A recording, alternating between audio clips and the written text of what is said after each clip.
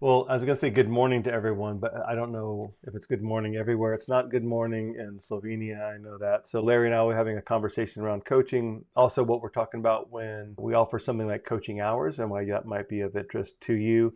What is coaching? What's happening in these mystical coaching sessions? When we say something like coaching, for someone who's not familiar with that, they've heard the term but never necessarily experienced it. How would you describe what is coaching? Why would I be interested in coaching? Well, coaching is interesting. It's different than training.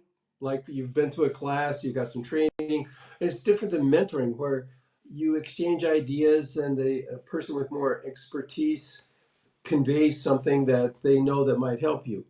That could be part of the coaching conversation, but in its essence, coaching is all about helping you identify a goal that you want to meet, and then we work together to meet that goal. For example, I set up a coaching agreement if we're going to do more than just one session. And the coaching agreement is that I'm not going to give you my opinion unless you ask for it.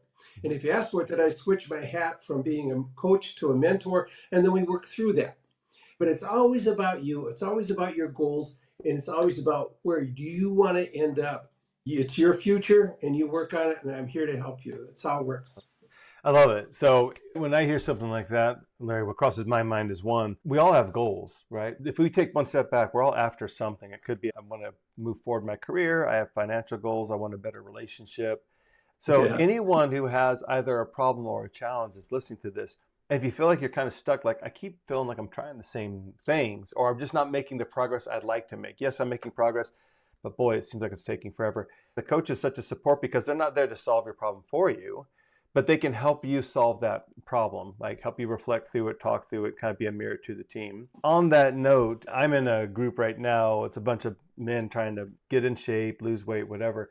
And it's fabulous, like, 'cause I'm watching this interaction where we have what they call a coach, and he will say things like, these are the main nutrients you need. This is how we're going to track calories. This is the type of workout I recommend.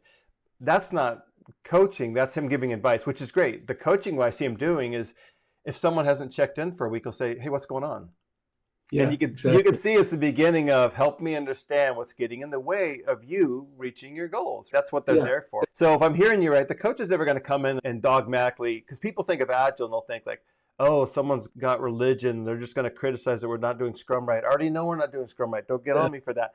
But where might That's you see right. someone coming in as a coach, not doing that, but asking those kind of questions that might be helpful to a person in a leadership role or on the team or leading a team? Yeah, it's like this. For example, let's just play off that example. I know that we're not there where we need to be with Scrum. Okay, so first question I would have is describe then where you want to be with Scrum. And then there's a whole bunch of exercises we could do. Well, I have a pretty large coaching toolkit with exercises, so questions we could ask. One of these things that I've mentioned it to you before is the forces for and against change. So let's just say you're here in a, I know for a fact my team is not where they need to be with Agile. Okay, great, wonderful. Where do you want to be? Well, I want to be here. Okay, fine, that's great. So let's talk about what are the forces for getting you there Mhm. and what are the forces holding you back from getting there. So you list them all off on this triangle thing. And then in between the force for and force against, you just write out what is it that could push against that force against change. Just write it out. I did this in an exercise a couple of weeks ago with a coachee, and he came up with a power phrase. He called it his power phrase. And it wasn't a team coaching situation, it was a personal coaching situation. But whenever this idea came into his head, he used his power phrase. Mm. And he came back the next week going, yeah, power phrase really worked. So that's kind of a personal example, but for a Mm. team, it works the same way. What are the forces for agile adoption Mhm. in your team or your department or your company? Yeah. What are the forces against? So let's talk about those and then come up with solutions.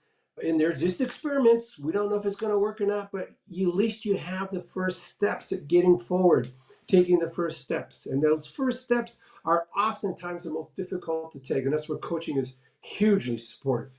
Awesome. Excellent description. Now, for those who don't know, Larry and I have worked together for probably 100, 120 years. I don't know. It's been a long Yeah. time. Yeah. But for those who don't know, Larry is also a certified team coach, and there's not a lot of those. He's not just taken classes, he got vetted by others, and he's continuing on even beyond just the certified team coach.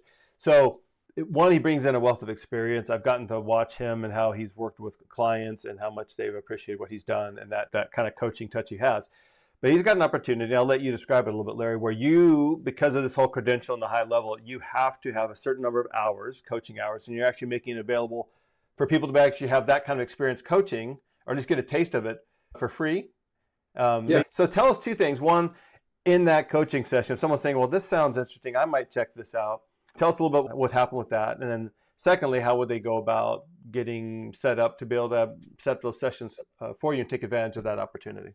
Yeah. So first of all, if you've taken, say, one of Scott's classes, or you've taken the class where I've helped Scott out, and you want to go a little bit deeper into the material, we could set up a coaching session. If you're trying to apply this, we've had this with the OKR class a lot. We've had some coaching sessions with OKR alumni, and they were not quite sure about how to take that first OKR step. When you take that material and you want to have a deeper understanding of it, or take the material and find out how you can apply it. Or, as I've said before, if you have a personal goal, or you're not quite sure, I'm a little bit unhappy with where I am, or I just have a feeling that I could be doing more with my life. Fine, let's have a coaching session or several coaching sessions. And I'm fairly confident that a path will reveal itself. I've done this a few times with people already on, what's my next step? And it's worked out pretty good. So I feel pretty happy about that. I agree. So that's kind of the value proposition that coaching can bring. Now, to go over why in the world, what's up with Lawhead? He's doing this for free for right now. Yeah, because here's the deal. A year and a half ago, I retired. And before then, coaching hours were no problem. I had like gazillions of them, right? Well, now that I'm retired, it's like, oh, gee. One of the first things I discovered was, how am I going to get those coaching hours? And so I want to keep that certification. It took me 2 years to get it. I could coach without it, but I love Scrum, and I love the Scrum community, and I want to stay associated with this. So I got to collect these coaching hours, and this is one way that I can do that. Plus, being retired, I've got time. I can help people with this. And so here's the deal.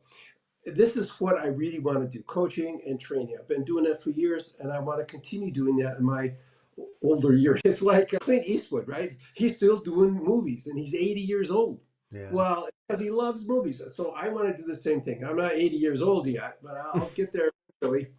And I want to continue doing what I like doing until I can't do it anymore. So that's why I'm offering this to people. There's no trick to it.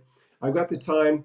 And if they want some help, then let's connect. And if they want to get into a more long-term, formal thing, we could work something out. But let's just begin the conversation. We could set up a coaching program, and it would still be free until I'm running out of time. Based on my experience with coaching sessions, I'm amazed how much even one, but certainly two or three, you're getting real value and real results. So I'll give a couple examples of what I've seen coaching really unlock for those who haven't experienced it. And I hate to say this is going to be a hot take in the middle of an interview. It's not supposed to be a hot take.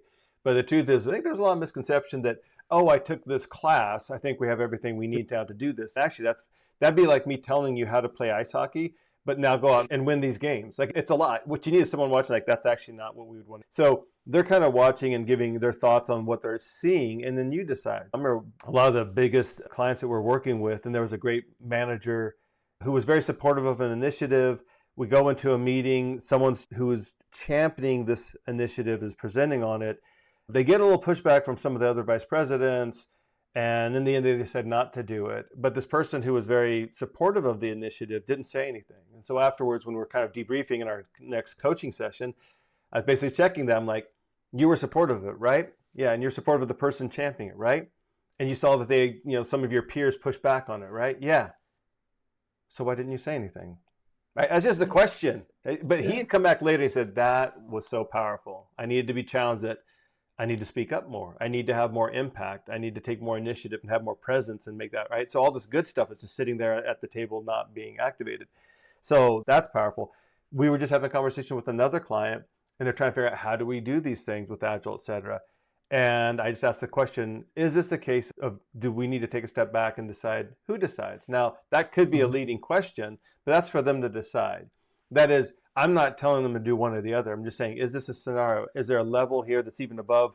You're so focused down, tell us who's responsible for what. Tell us what this handoff looks like. Hey, How about we talk about who gets together to decide those things?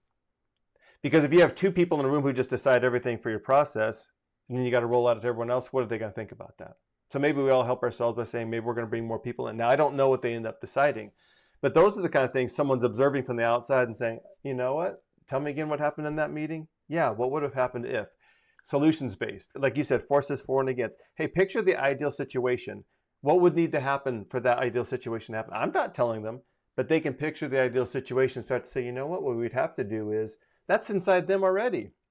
So back to your point, Larry, these sessions, however many someone might pick up with you, I'm just letting you all know, you'll be amazed when you unpack your story, how much value can come out of one of those short sessions. So Larry, what kind of things have you seen when you were coaching that you saw that there's definitely a lot of value with what the coach is bringing than if the coach wasn't there? It could be everything from how meetings run, problem people. Yeah. Give us a couple examples. If I'm sitting there doing my work, I might be missing like, oh, I could get some coaching on this. What are common problems you see people run into that coaching would really help? I think one of the things that comes to mind is that you say, for example, let's just take OKRs, for example.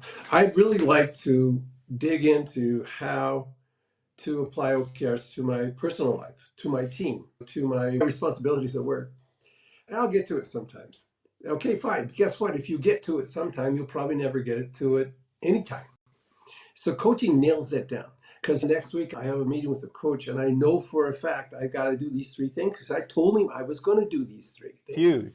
Huge. So that helps get you there. Now, if you're disciplined enough to go ahead and do your three things that you set up for yourself, that's great.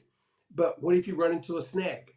Oh man, it didn't work. Okay, what else should I do? I don't know what else. Well, that's where coaching will come in. What else should I do? Well, let's experiment. So let's create experiments and let's run those experiments and find out iteratively how we can move this thing along, whatever it is that you want to move along. It's the motivation to get you there, and it's also to come up with ideas about how to handle those difficulties that might pop up. When I learn something new, it's easy for me to say, I'll work on it tomorrow.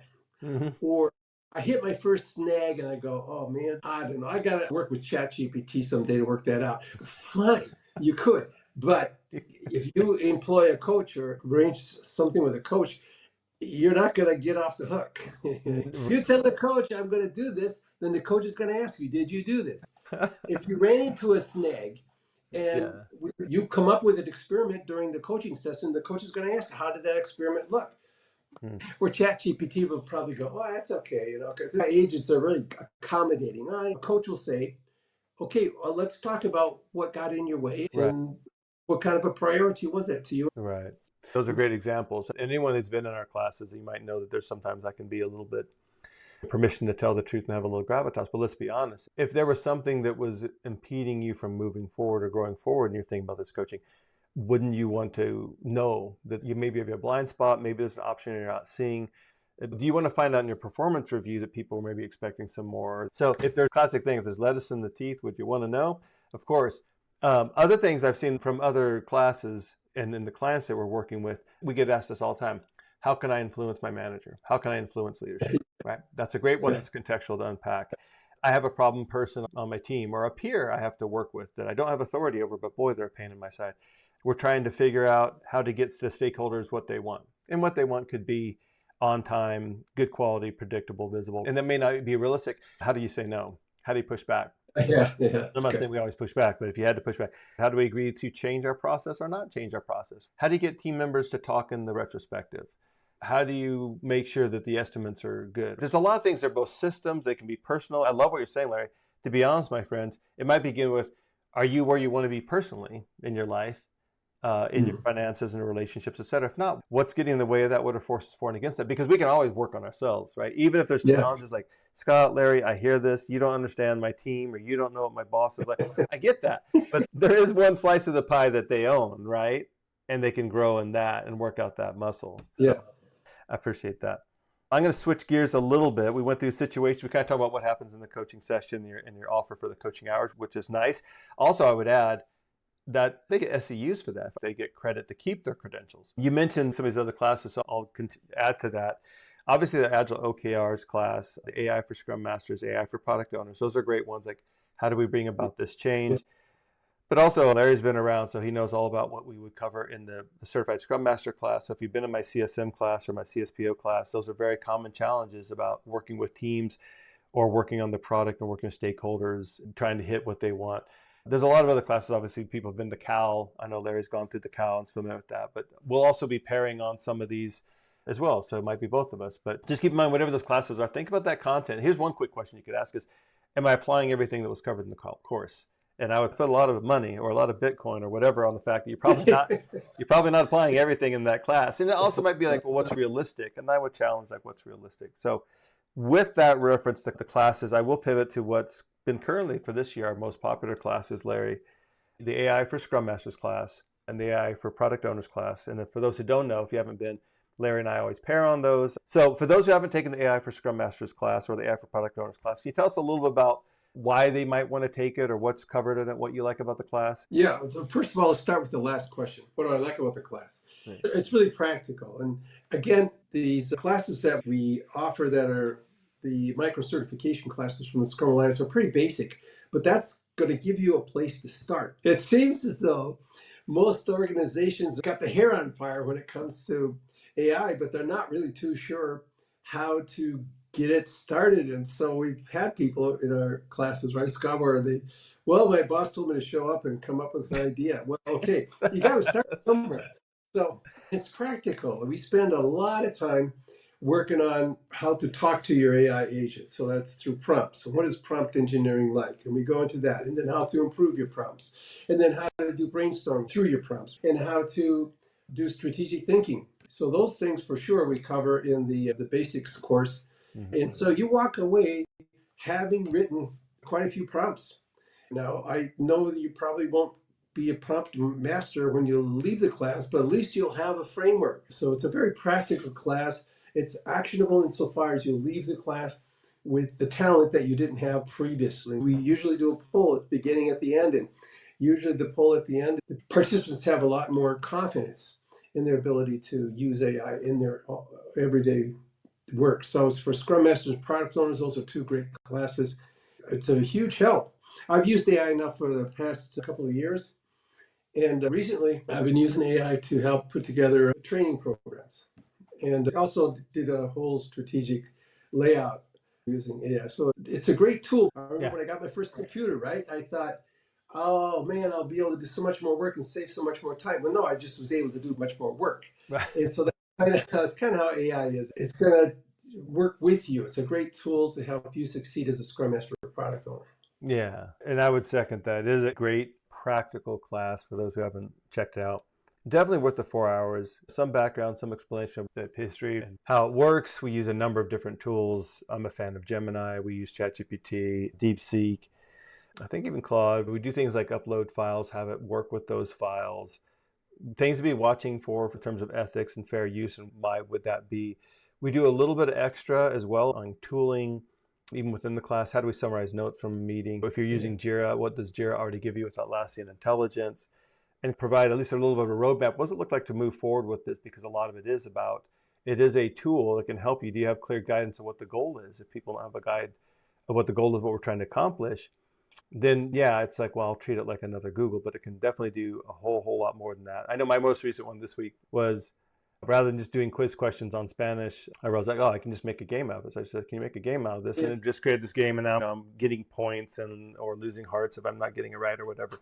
More and more, I'm just like, let me just try this first and see what it can do. We had fun yesterday as a team just making a chatbot that had a snarky attitude, which is hilarious because, like, what can I help you with that you already probably should have known yourself, was what the prompt was saying to whoever's asking questions. So yeah, take a look at the AI courses. I do feel like really everyone, it's such a powerful tool. Everyone should get trained in AI. Yes, there's an AI for Scrum Masters class and AI for Product Owners through the Scrum Alliance because they know those roles, but highly encourage everyone to get the training. We can do the same variant privately, and definitely on the developer side, for those who aren't aware, if you look at the Certified Scrum Developer course from Paul Moore, the impact on development is, I think, even bigger than all the other departments. So definitely take a look at those as well. And of course, if you want coaching on how to actually apply it afterwards, we already covered all that. So sign up for that. If you have any questions at all, reach out to us. It is hello@Rocket9 Solutions, and we'll get back to you on how to get connected with Larry on those coaching hours, Or some of the other courses that Larry mentioned, the Agile OKRs, which I think is maybe one of the most Yeah. powerful tools you could bring into your organization, along with AI, or any of the other almost, 20 plus classes that we offer. Just reach out. We'll be glad to get back to you and help you all out. If you have other topics you'd like us to cover, just let us know. We'd happy to keep the conversation going with any of the coaches and hope to see you in a future class. Thanks, Yeah. everyone.